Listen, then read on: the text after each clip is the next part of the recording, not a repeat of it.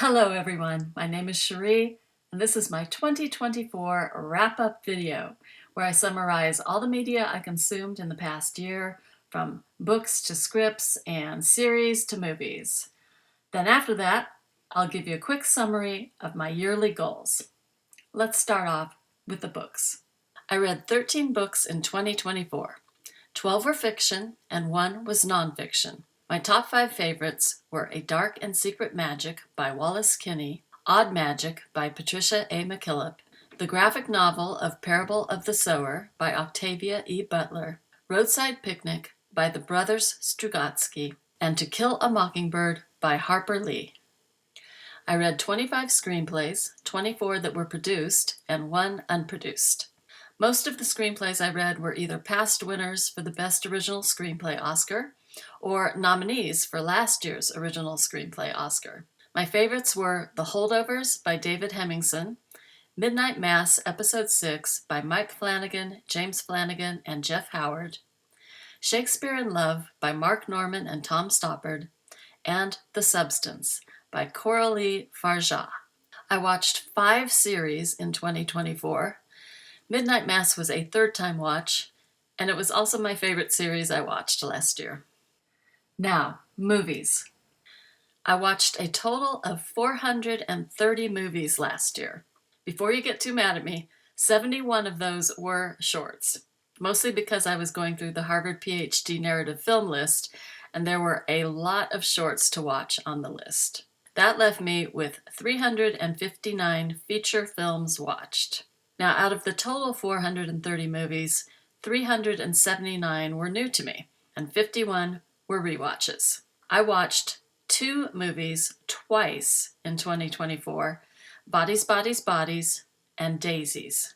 In addition to focusing on films from the Harvard list, I also continued my challenge to watch a narrative feature from every country in the world.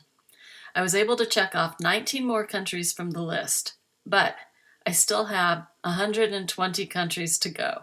Next up, the WTF films. Just because they're on this list does not mean that I hated them. 3 of them are actually in my top 15 first-time watches of the year. Now, my 1-star watches. These are all pretty highly acclaimed films, and they just did not resonate with me at all. I saw a couple of dumb ones that I didn't hate, but they were dumb. Out of the 71 shorts I saw, these were my 5 favorites. The Fat and the Lean Wrestling Match, The Gay Shoe Clerk, The Immigrant, The Lorax, and Pauvre Pierrot. And now for my favorite first-time watches. These are my top 35 in alphabetical order. 15 of these were not in the English language, and 2 were essentially silent films. I would happily rewatch any of these. But let's move on to my top 15. The ones I wouldn't mind adding to my physical media collection because I can see myself watching them over and over. Starting with number 15, Eve's Bayou. Rooted in Creole folklore and mysticism, the story is about a young girl who witnesses her father's infidelity, then seeks solace in her aunt, a psychic counselor and voodoo practitioner.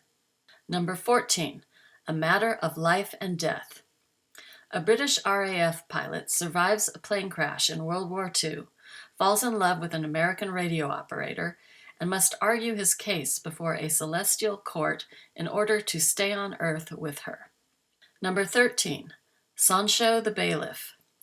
A family of high-born aristocrats in feudal Japan is torn apart when the father is exiled, leaving his wife to be sold into prostitution and his children to be sold into slavery.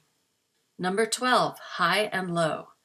A riveting thriller about a wealthy industrialist whose family becomes the target of a ruthless kidnapper. Number 11, Ballad of a Soldier. During World War II, a Russian soldier, on leave to visit his mother, is sidetracked by his efforts to help others along the way. Number 10, Under the Shadow. A mother living in war-torn Tehran during the Iran-Iraq conflict becomes convinced that a supernatural force is haunting her apartment and threatening her young daughter. Number 9, Possession. A woman starts exhibiting increasingly disturbing behavior after asking her husband for a divorce. Number 8, Valerie and Her Week of Wonders. After adorning herself with a pair of mysterious earrings, a young woman experiences a surreal dreamlike awakening filled with vampires, witchcraft, and otherworldly figures. Number 7. Sherlock Jr. A film projectionist who longs to be a detective must put his meager skills to work when he is framed for theft. Number 6. The Spirit of the Beehive. In war-torn Spain, a 6-year-old girl attends a traveling movie show of Frankenstein and becomes possessed by the memory of it. Number 5. Beau Travail. A Foreign Legion officer recalls his once glorious life, leading troops in the Gulf of Djibouti until the arrival of a promising young recruit plants the seeds of jealousy. Number 4. Hundreds of Beavers. A drunken Applejack salesman must go from zero to hero and become North America's greatest fur trapper by defeating hundreds of beavers. Number 3. I Saw the TV Glow. 2 isolated teenagers bond over a mysterious late-night TV show with visions of a supernatural world beneath their own. Number 2. Daisies. 2 young women embark on a hedonistic, anti-patriarchal adventure of destruction and gluttony. Number 1. The Substance. A former A-lister turned aerobics show host takes a black market drug that creates a younger, better version of herself. Here's the summary slide. Only 3 of these were actually released in 2024. Just over half, or 8, are in languages other than English. 2 are silent. So that leaves only 5 English language movies in my top 15. And now on to the projects I completed in 2024. The first 3 have been on my list for years and years and years, and I finally got them done. I finally got a new passport, so now I can go travel again. I got a new credit card that I want to use to replace an old one I'm not too happy with.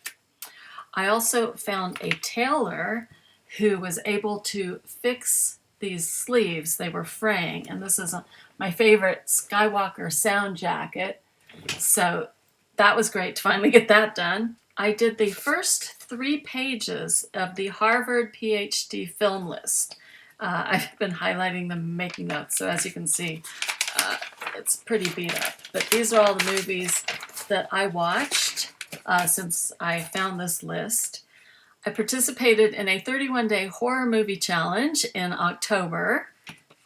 I did NaNoWriMo in November, where I rewrote She, A History of Adventure. I did 4 more Jeff Howard sessions, mostly first impressions, where he read the first 10 pages of our scripts and made comments on them without knowing who wrote them.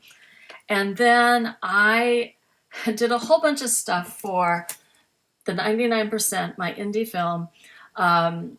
I made YouTube videos that went over everything that I was doing. So there were videos on copyright, storyboards, shot list, the breakdown, the master spreadsheet, the shooting schedule, and I'm still working on the budget.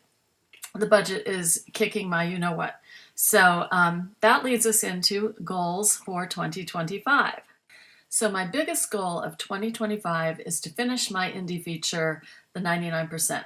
So I need to finish the budget, I need to finish the pitch deck, which is waiting for the budget, I need to launch the crowdfunding campaign, and then hopefully start production.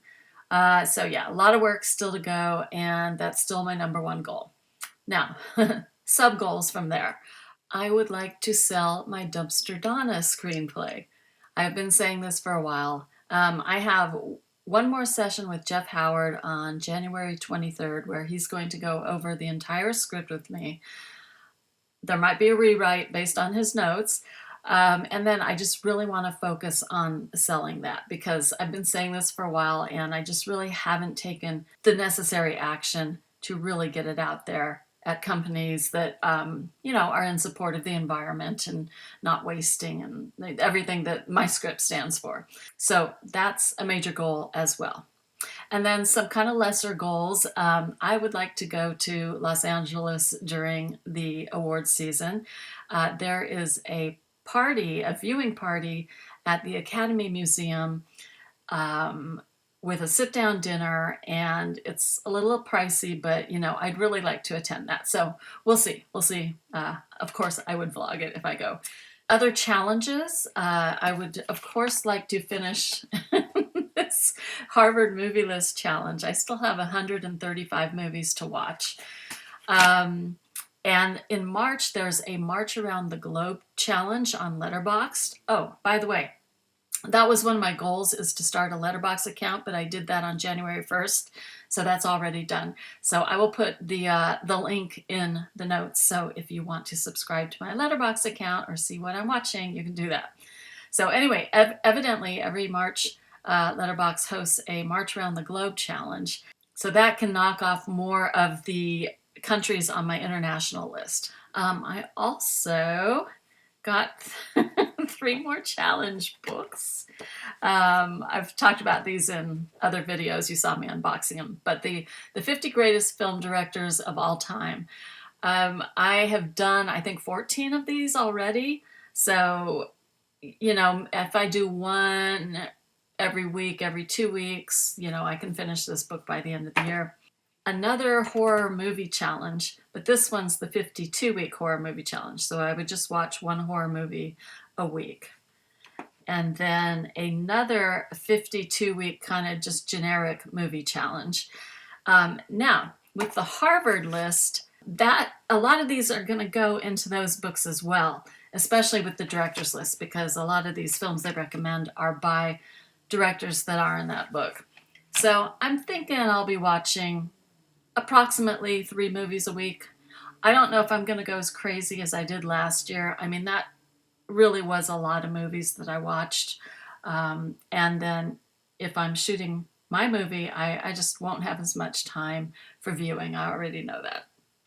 And that's it. Let me know what your favorite first-time watches were in 2024. I always love hearing what other people are watching. Thank you so much for joining me in this video, and I will see you in the next one.